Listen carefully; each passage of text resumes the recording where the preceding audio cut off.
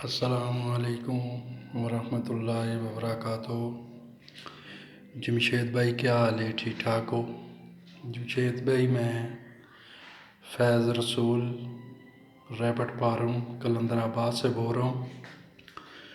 ये आपसे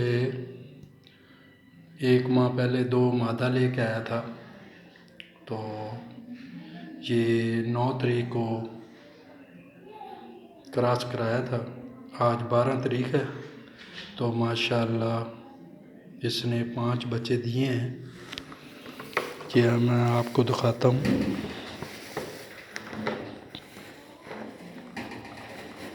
ये माशाअल्लाह 5 बच्चे दिए हैं।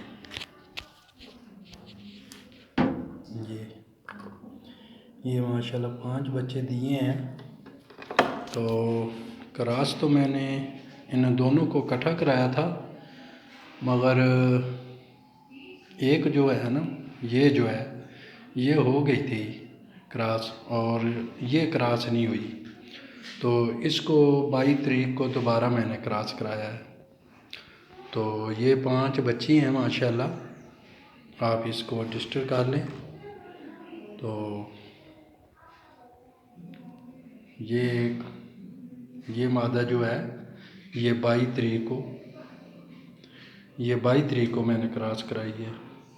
जज़ाकल्लाह।